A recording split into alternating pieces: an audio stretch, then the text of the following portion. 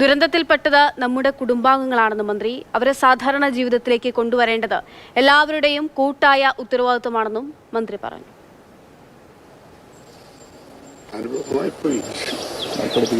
കാഴ്ചക്ക് സാക്ഷിയായിട്ട് വരുമെന്ന ജീവിതത്തിൽ ഒരിക്കലും ചിന്തിച്ചതല്ല.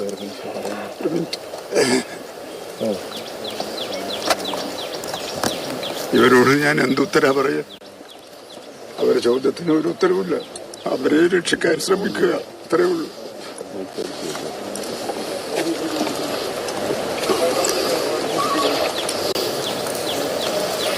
ഇനിയിപ്പോൾ അവരെ പറ്റി ആലോചിക്കാതെ നമുക്കൊക്കെ ഇത്ര പ്രയാസം ഉണ്ടെങ്കിൽ അവരെ പ്രയാസം എന്തായിരിക്കും നമ്മൾ ആലോചിക്കുന്നത്. അതുകൊണ്ട് എനിക്ക് എല്ലാവരോടും അഭ്യർത്ഥിക്കാനുള്ളത് അവർക്ക് വേണ്ടി പ്രാർത്ഥിക്കുക, അവർക്ക് വേണ്ടി പ്രവർത്തിക്കുക, അവരെ രക്ഷിക്കാൻ സഹായിക്കാൻ എല്ലാ കാര്യങ്ങളും ചെയ്യുക.